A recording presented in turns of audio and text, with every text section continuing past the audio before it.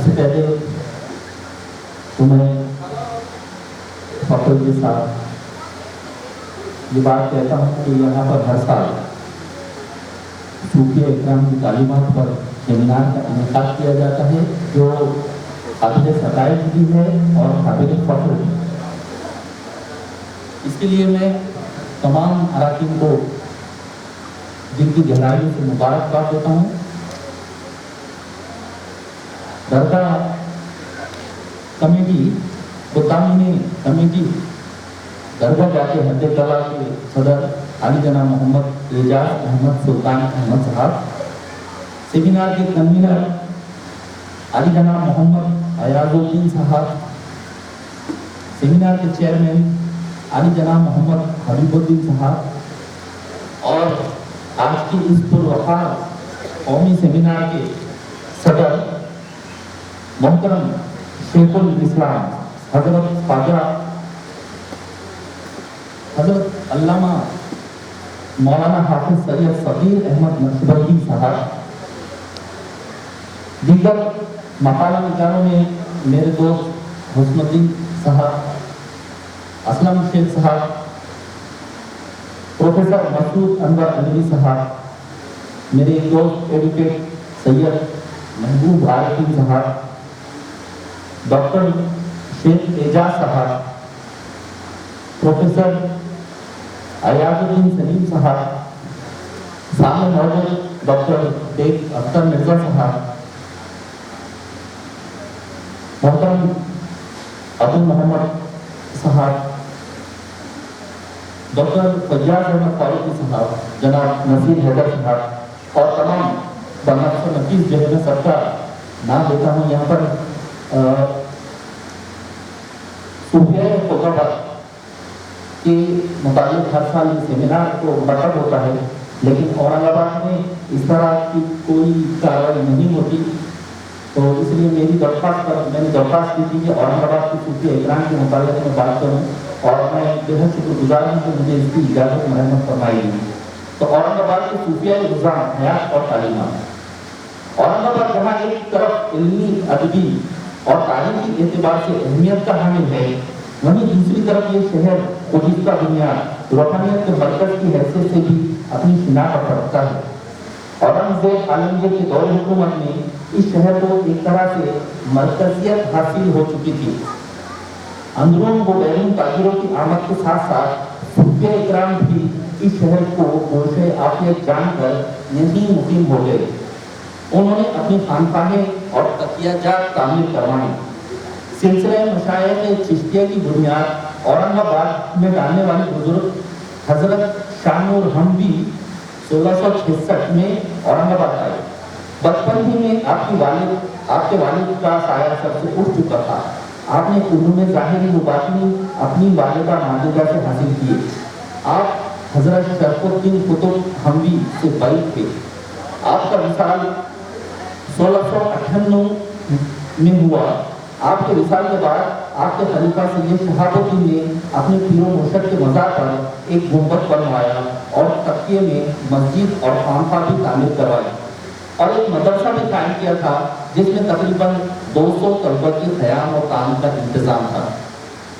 यहाँ एक वाक़े का जिक्र करता चलूँ जो मैं बचपन से सुनता आया हूँ और डॉक्टर मोहम्मद हिजर बेग ने भी अपनी किताब तारीख के झरोखों में इसे रकम किया है कि एक दिन औरंगज़ेब ने अपने मोती मदे ख़ास अमानत अली को अहम दस्तावेज़ात दिल्ली से लाने का हुक्म दिया। अमानत अली वक्त मुकर्रर पर दस्तावेज़ात ले आए, लेकिन औरंगज़ेब ने जब दस्तावेज़ात का मुलाहजा किए तो उनमें एक अहम फाइल नहीं थी, जिसकी वजह से औरंगज़ेब को कई शुकूक व शुबहात ने मुस्तरद कर दिया। आखिर अमानत अली शाहनूर हमवी रहमतुल्लाह अलैह की रूहानी क़ुव्वत से मतलूबा क़याद में दिल्ली से वो फाइल लाने में कामयाब हुए और शाही अताब से महफूज रहे। औरंगज़ेब को जब मालूम हुआ तो वो शाहनूर हमवी के मोतमद हो गए और उनके आस्थान पर हाजिर की। दौलताबाद के हिंदू संत श्री मानपुरी प्रसाद मौली बाबा के और शानूर हमदी के दोस्ताना मरासिम थे। श्री मोनी बाबा ने अपने हाथ से शानूर हमदी रहमतुल्लाह अलैह की तस्वीर बनाई थी। जब शानूर बाबा का उर्स होता तो संदल और फूल मोनी बाबा की समाधि से भेजे जाते थे, और जब मोनी बाबा की सालाना यात्रा होती तब शानूर हमदी की दरगाह से फूलों की चादर रवाना की जाती थी। आज तासुब भरे दौर में ये समाज की यकजहती दिलों के लिए फखर पक्ष है। सैयद अतुल खादर खादिम औलिया का शुमार भी औरंगाबाद के बुजुर्गों में होता है। आपका सिलसिला राज हजरत गौसे आजम से मिलता है। यहाँ आकर वो हजरत शानूर हमदी के मुरीद हो गए और हजरत शानूर हमदी ने उन्हें खिलाफत भी दी। औरंगजेब आपके हल्का बकोश थे। बिलखुसूस औरंगजेब की बीवी नवाब बाई खातून औलिया की मुरीदा थी। आपका विसाल 1058 में हुआ। आपकी दरगाह मोहल्ला इस्माइलपुरा अंदरूने जफर दरवाजा वाक़ है, लेकिन अवाम नास में ये मोहल्ला नवाबपुरा के नाम से जाना जाता है। डॉक्टर फारूक मोहम्मद खान साहब मरहूम के एक मजमून के मुताबिक नवाब बाई के नाम पर इस मोहल्ले का नाम नवाबपुरा हुआ। खातून औलिया ने भी एक खानका और मस्जिद तामीर करवाई थी। आपका कुतुब खाना भी बहुत बड़ा था। इसमें बहुत सारे मखलूक़ात और कुरान मजीद के नुस्खे थे। शहर औरंगाबाद की मजहबी व सकाफती जिंदगी में बाबा सईद पलंगपोश और बाबा शाह मुसाफिर की खिदमत काबिल तारीफ और नाकाबिल फरामोश हैं, जिनके फजील व बरकत आज भी जारी हैं। तारीख आलम में पंचक्की को एक इम्तियाजी मकाम हासिल है। पंचक्की का शुमार हिंदुस्तान के मशहूर तारीखी मकामात में होता है, और इस मकाम को देखने के लिए हर बरस हजारों सयाह मुल्क व बैरुन मुल्क से खींचे चले आते हैं। पंचक्की को और इसकी वजह से और शहर औरंगाबाद को जो मकाम हासिल हुआ वो इन दो सूफिया ग्राम का मरहूम मिलत है। दोनों बुजुर्ग पंचक्की की मस्जिद से मुत्तसिल दरगाह में महंगे इस्तिराहत हैं। हजरत सईद कलमपोश का नाम मोहम्मद सईद था। आपकी पैदाइश 10 हिजरी में बुखारा के एक गांव अजवान में एक मुतवज्जिह घराने में हुई। एक दिन आप अपने साथियों के साथ कहीं जा रहे थे कि रास्ते में एक नूरानी बुजुर्ग बाबा कुल को देखा और अपने साथियों को छोड़कर बुजुर्ग के पीछे हो लिए। बाबा कुल ने उन्हें बहुत समझाया पर वो ना माने। डॉक्टर साकिब अनवर अपनी किताब सरीर खामा में लिखते हैं कि बाबा कुल शब को अपने हुजरे में इस्तिराहत फरमाते तो आप हुजरे की दीवार से लगे खड़े रहते कि पता नहीं कब बासियाती नसीब हो। एक मरतबा बाबा कुल बुखारा की मस्जिद के हुजरे में आराम फरमा रहे थे और मोहम्मद सईद हस्बे आदत दीवार से लगे खड़े थे। इतने में हुजरे से आवाज आई, कौन है? मोहम्मद सईद ने जवाब दिया, हजरत आपका फकीर। इस जवाब से बाबा कुल बेहद मुतासिर हुए। बड़ी मोहब्बत और शफकत से हुजरे में बुलाया, भाई वो तिरका से नवाजा और हुजूर अक़दस सल्लल्लाहु अलैहि वसल्लम की सुन्नतों को अपनी जिंदगी का ख्याल बनाने की तरकीब करके तरबियत शुरू कर दी। अपनी जिंदगी के आखिरी अय्याम में बाबा को ने हजरत मोहम्मद सईद को मजीद तरबियत के लिए अपने पीर भाई शेख दरवेश अजीजा के सुपुर्द किया। कुछ अरसे बाद शेख दरवेश अजीजा ने मोहम्मद सईद की तरबियत की तकमील के बाद आपको रुखसत किया। यहाँ मोहम्मद सईद की दुनिया ही बदल गई थी। इश्क़ हकीकी में जज्ब की कैफियत तारी होने लगी और आप दुनिया माफिया से बेखबर सहरा नवर्ती करने लगे। यहाँ तक कि आप लिबास की कैद से भी आज़ाद हो गए। कुछ अरसे यही हाल रहा। एक साहब ने आपको चीते की खाल पहना दी, उसके बाद आपको होश आ गया और आखिरी वक्त तक इसी लिबास में रहे। इसी सबब से लोग आपको पलंग पोश कहने लगे। आपने बहुत मुसाफत की, ताशकंद गए और फिर आखिर औरंगाबाद तशरीफ लाए और लश्कर शाही से वापस पड़ गए। बाबा पलंग पोश का वजूद सरापा रहमत और मुजस्सम शफकत था। बिला तकलीफ सब आपके लुत्फ करम थे। बच्चों, बेवाओं, यतीमों और मिस्किनों पर हमेशा नजर इल्तिफात रहती थी। आपको उमरा, रूसा और मायने शहर से जो कुछ नजरें मिलती थी वो सब आप जरूरतमंदों, हाजतमंदों में तकसीम कर देते थे। آپ صرف خانقاہ نشین نہیں تھے بلکہ فوج میں رہ کر ظالموں کے خلاف لڑتے تھے اور معاشرے کو مختلف برائیوں سے پاک کرتے رہے۔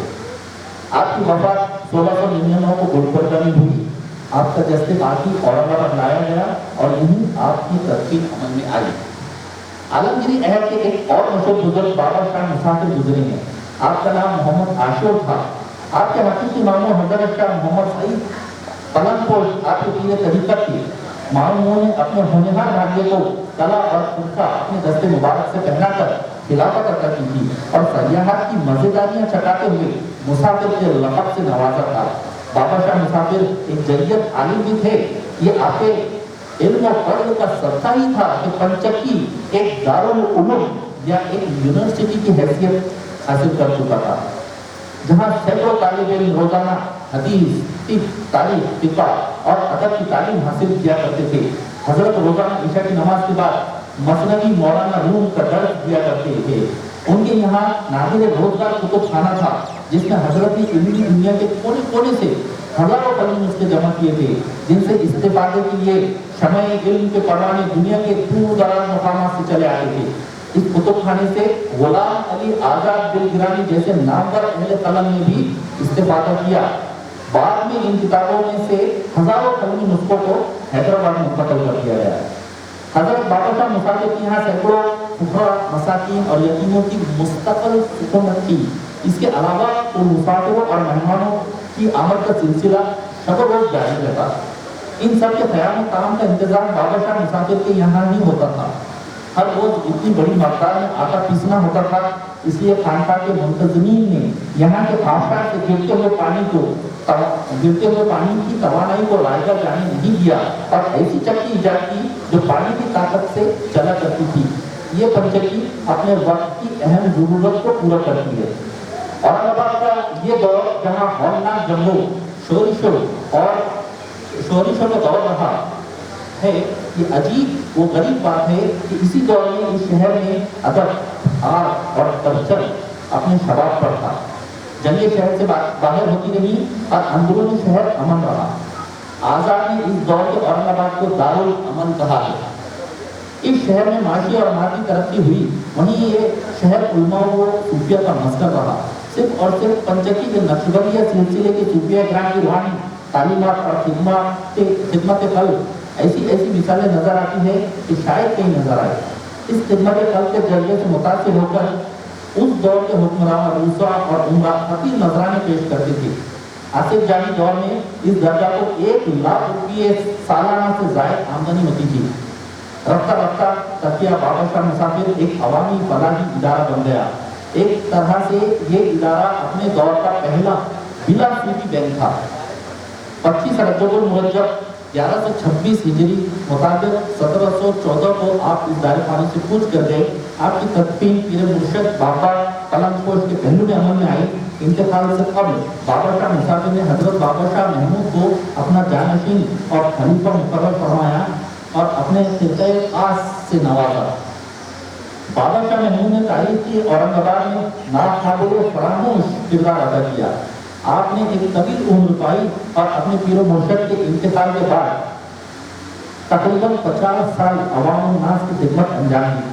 عوام کے ساتھ ساتھ عمرہ و روسا بھی آپ کے گرویدہ تھے۔ نواب میر قمر الدین آصف جاں، نواب ناصر جنگ اور غلام علی آزاد دل گرانی سے آپ کے دوستانہ مراسم تھے۔ مراٹھا سرداروں سے بھی آپ کے دوستانہ تعلقات تھے، جنہوں نے بابا اور خانقاہ کے لیے جاگیریں دی تھیں۔ بابا شاہ محمود نے انتظامی صلاحیت کے ساتھ ساتھ تعمیر کاری کا بھی نہایت اچھا ذوق پایا تھا۔ خانقاہ کی موجودہ عمارتیں سب کی سب آدمی کے عہد اور آدمی کی نگرانی میں بنی۔ پنچکی کا باب داخلہ جو آپ کے نام پر محمود دروازہ کہلاتا ہے، ندی پر بنا ہوا پختہ پل، باہر کا بڑا حوض اور سب سے بڑھ کر پنچکی کی جان یعنی نہر آپ ہی نے بنوائی۔ پنچکی کا موجودہ حسن و دلکشی تمام تر بابا محمود ہی کا فیض جاریہ ہے۔ تعمیر کام کے علاوہ ان کی ایک قلمی یادگار ملحوظات نظر بندی ہے۔ اس میں بابا قلم پوش اور بابا شاہ مسافر کی تعلیمات وہ حالات کا آئینہ ہی نہیں بلکہ اپنے عہد کی تصویر بھی ہے۔ آپ نے جماعت الآخر 1175 میں وفات پائی اور واپس مسافر کی غربت کی سیڑھیوں کے باوجود آپ کا مزار ہے۔ اورنگزیب عالم کے انتقال کے بعد دکن میں ہر طرف انتشار اور افراتفری کا ماحول تھا۔ اس ہوش ربا اور پرآشوب دور میں جبکہ دینی، علمی اور ثقافت کی قدریں بکھر رہی تھیں، حضرت کلیم اللہ شاہ دہلوی نے اپنے عزیز مرید خلیفہ حضرت نظام الدین کو روح و ہدایت کے لیے اورنگ آباد دکن روانہ کیا۔ انہوں نے برہانپور، شولپور، اورنگ آباد میں قیام فرمایا۔ آخر میں انہوں نے اورنگ آباد کو اپنا وطن قرار دیا۔ نظامیہ سلسلے کی ایک شاندار تنخواہ قائم کی۔ حضرت محمد حسینی بندہ نواز یسوع گلبرگہ شریف کے بعد چشتیہ نظامیہ سلسلے کے وہ سب سے بڑے جلیل القدر بزرگ ہیں۔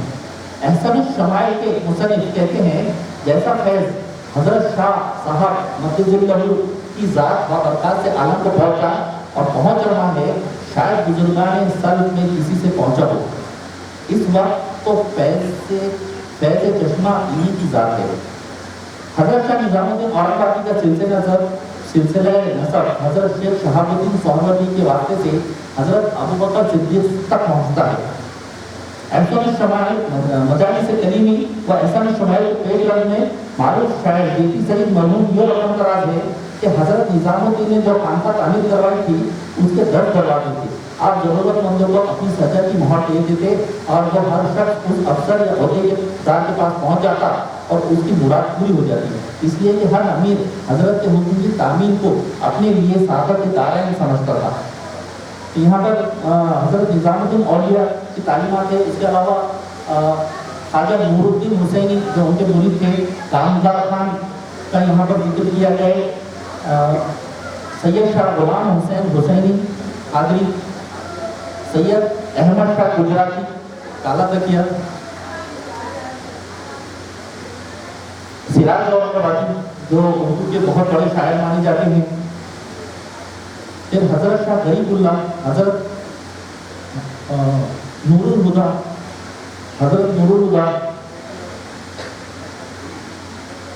اورنگ آباد کے قاضی صاحب فتح سراج کے علاوہ ان تمام بزرگوں کے علاوہ بہت سارے بزرگ اورنگ آباد سے گزرے ہیں۔ ان میں حضرت شاہ سوختہ میاں، حضرت شاہ بندہ علی رحمۃ اللہ علیہ، حضرت شاہ حسین مظلوم، حضرت شاہ شریف چشتی نظامی اورنگ آبادی، حضرت سید نظام الدین ادریس، حضرت مولوی سید مصطفیٰ اور وغیرہ، حضرت پختانی صاحب کا نام ہے۔ ان بزرگان کے الطاف و اکرام اور فیوز و برکات ہیں کہ نہ صرف اورنگ آباد بلکہ دکن میں تعلیم اسلام نظر آتی ہے، جس کی وجہ سے آج انسانیت زندہ ہے۔ ان تمام صوفیاء اکرام کی تعلیمات کا ایک ہی مقصد تھا اور وہ ہے انسان دوستی۔ انہوں نے قومی یکجہتی، اخوت، بھائی چارگی، رواداری کا ایک ایسا ماحول پیدا کیا جس کو آج ہندوستان کی گنگا جمنی تہذیب کہا جاتا ہے۔ یہ گنگا جمنی تہذیب بزرگان دین کی صدیوں کی محنت کا نتیجہ ہے۔ آج کے اس عدم رواداری کے دور میں اس بات کی شدید ضرورت ہے کہ ہم صوفیاء اکرام کی تعلیمات کو عام کریں اور ملک میں ویسا ہی امن قائم کا ماحول بنائیں جیسا کہ ان بزرگان دین کے عہد میں قائم ہوا تھا۔ ہاں دکھا دے اے تصور، پھر وہ صبح شام کو دوڑ پیچھے کی طرف اے گردش ایام کی۔ بہت بہت شکریہ۔